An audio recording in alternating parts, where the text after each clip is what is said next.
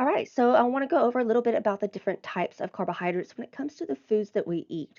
You may have heard of this term refined. So, what does that really mean? That really is a way of saying something has been processed. Here's an example of carbs. We have a grain. Corn is actually a grain. It can also be considered a vegetable too, but think about cornbread, for example. This in its natural state right off the cob is unrefined, right? We have not done anything to it, but we can take those and process them, and now they are corn flakes, and that is a refined food. Same thing with sugar. We have a raw sugar cane, and then when we grind it up and process it, it becomes refined. Most of us are not going to sit there and gnaw on a sugar cane. It has to, at some point, have some type of processing. Note that our body doesn't really distinguish the differences. Chemically, they're identical to the natural sugars. We just tend to get a lot of the nutrients stripped. You can imagine when we process things, the outside layer of it is removed, and we're really ending up with the inside part. Same thing with the corn. We're really kind of left with just the starch product, and a lot of vitamins, minerals, and fiber have been taken out. So, refined carbohydrates tend to be lower in fiber, lower in vitamins, minerals, and those phytonutrients or phytochemicals. There's often some misconceptions when it comes to, is one sugar healthier than the other? No, absolutely not. You might hear like support for things like agave or nectar or honey or brown sugar instead of white sugar. No, sugar is sugar, despite what many would try to recommend or have you buy. They're all going to be the same.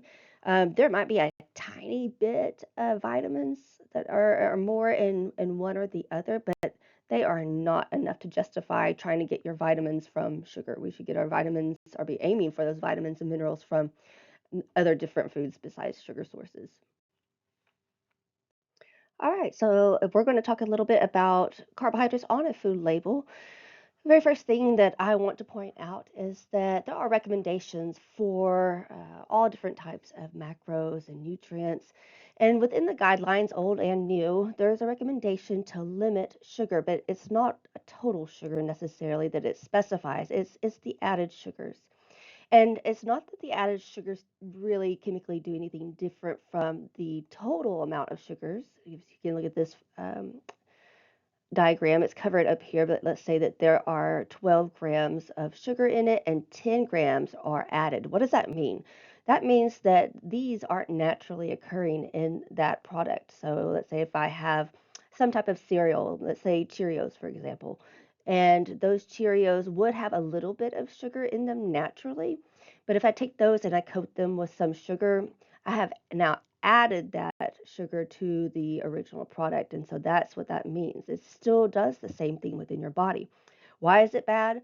It's because we tend to overconsume in the added sugars because we like the taste of sweetness, right? And also our product manufacturers know that sugar sweet tasting things sell, and so they want their products to sell better, so they add them to them, and then before you know it, your bread has sugar added to it or extra sugar added to it. And then we have juices that have additional sugar, and it just begins to add up over the day, and so that leads to an excess amount of calories. And that is what is the factor contributing to or associated with obesity. Is it's not the sugar itself, it's just that we tend to add it to everything. So in theory, if Americans were able to just cut back on the added sugars itself, naturally their excessive calorie intake would also decline, and that would help to prevent um, such high rates of obesity, or at least lessen the effects of it. So I want to really emphasize that it's not that sugar is the bad thing, and that added sugar is not necessarily terrible. It's just that if you have a diet that happens to be full of a lot of processed foods that have the added sugars to it, then that's where you could run into some issues. Without sugar, though, our foods would not taste very good. It also would affect the texture of our foods. Sugar adds texture. It could add browning or the crispiness to foods. The problem with foods that have high amounts of added sugars, they tend not to be the most nutritious foods. They tend to be energy dense, meaning high in calories, but not necessarily high in nutrients. But that's not all foods. It just tends to kind of uh, coincide with one another. So recommendations are to limit or consume less refined sugar, which could be any type of sugar uh, that has been processed. So white sugar, it could be even honey, it can be brown sugar. There's not one that's better than the other, despite what may be found on the internet. We are recommended to consume within the carbohydrates more whole grains and whole food sources of carbs. For instance, let's take an apple. Apple would have natural fruit sugars in it, especially that fructose that we talked about as far as monosaccharides. But if we take that apple and we bake it and we add sugar to it to make it a baked apple treat, well, then now we have a whole food then plus added sugar to it. And then to limit the total amount of added sugars to no more than 10% of your calories a day. And I really want you to know this number. You will be asked this. Limit added sugar to no more than 10% of your total kilocalories or calories throughout the day. I'm going to give you an example on the next slide. Okay, so here's an example of limiting that sugar. So let's say that someone follows a 2,000 calorie day diet. What is 10% of that? If we move the decimal point over there, that leaves us with 200 total calories that can be provided as added sugar if we're following this guideline, which is what's recommended. So that's what we're going to look at. Now, our label gives everything in grams. So if we convert those calories into grams, remember that carbs give us 4 calories per gram, that ends up being, I believe, 50 grams. So we're supposed to not exceed 50 grams of added sugar a day. We look and we have this one bottle of soda, that's 65 grams. We've already blown this 50-gram recommendations to limit. So make sure that you understand this, be aware of this 2,000 calories, be able to do just what I did here. If I was to give you another example of someone's total amount of calories and how many calories that they consumed of added sugar, can you tell me, did they stay within this recommendation of 10%? Okay, let's talk a little bit about whole grains. I have defined this before for you. Remember, there are three different parts that I want you to know. There's that outer layer, that's the bran. It's going to contain a lot more fiber. It's going to have vitamins, it's going to have minerals in it. Then you have the germ down here, that's that little seed. That's going to be a rich source of healthy fats, phytonutrients, and also vitamin E. You will hear about this in this chapter and also when we get into vitamins, so make sure that you remember this. And then the last but not least, that's that inner part of it. That's that going to provide you with the starch itself. It's going to have a little bit of vitamins and minerals, but it's not going to be as high in some of these other ones or like these other ones that we see. But when something says it is whole grain, it means, or at least it says 100% whole grains, it means that it has all three of these parts to it. Not necessarily in that, still in this format, it might have been ground down, but all of those parts are still there. There are many different types of grains. We tend to eat mostly wheat here in the US, but besides wheat and let's say rice, there's amaranth, wheat berries, buckwheat, quinoa, triticale, amaranth, so forth. You don't need to memorize these, but I do like to encourage students to get out there and to try some of these different types of grains because they are really, they're delicious and they're really high in nutrients and they can provide you with some phytonutrients that you don't get just in wheat. So good to try. How do you identify what is a whole grain? Some of your products may carry a label that looks like one of these. If you notice right here, this is supposed to be a haystack that you're seeing. Sometimes it says 100% like this stamp does, but sometimes this is just removed. And what you get is a complete together, this would be filled in, and that would tell you it's whole grain.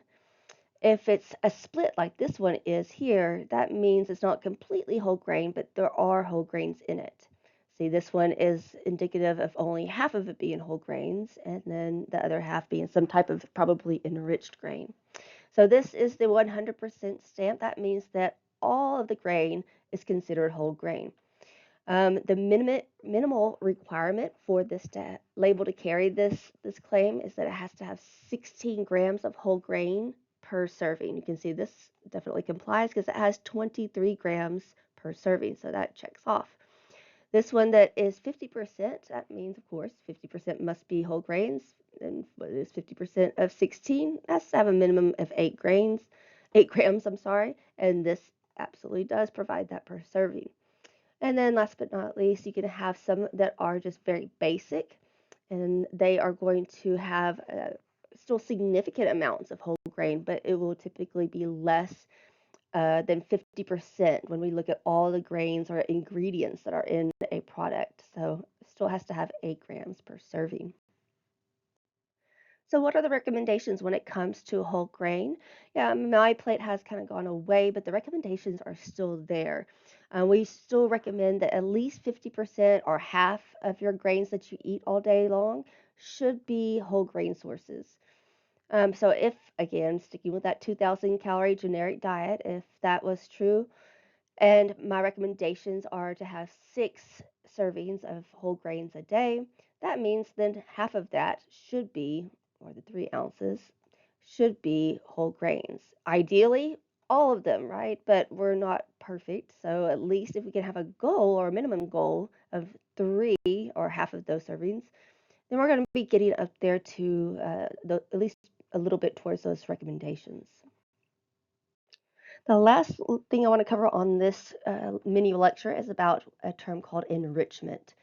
There's a difference. You'll have actually 2 terms if you have not seen the other one, which is fortification. I want you to go back and take a look at that, understand what that means, and how does it differ from enrichment. Enrichment is the process of adding back some nutrients that were lost in processing. That means that these nutrients that are listed here, they were originally in that product to begin with. Whereas fortification, or to fortify something, is to add nutrients back that may not necessarily have been in there. For instance, a good example is orange juice. And you might see orange juice with calcium. Well, calcium isn't a natural nutrient that's going to be in orange juice, especially not in the high amounts that it would be in. And so when they add, let's say, calcium or vitamin D to it, that's fortification.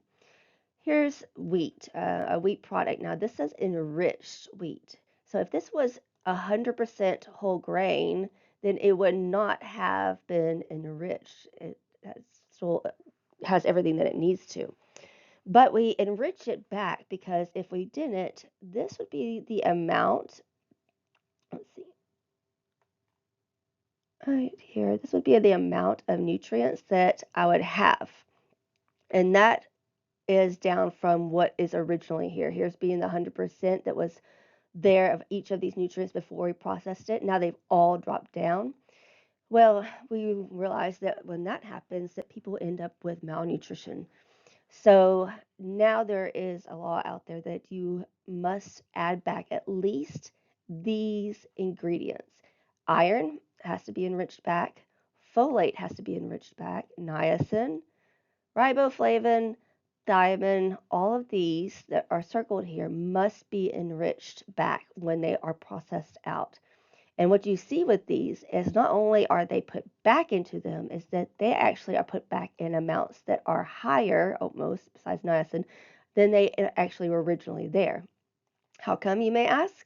That's because we know that these nutrients tend to be lacking in our diets, and when people are deficient in these, for example, iron, of course, that's going to contribute to some health disparity. So enriching this a little bit higher can actually provide some additional health benefits.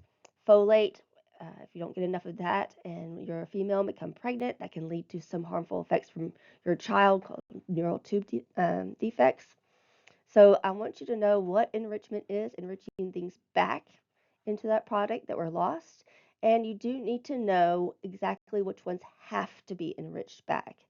Thiamine, riboflavin, niacin, iron, folic acid.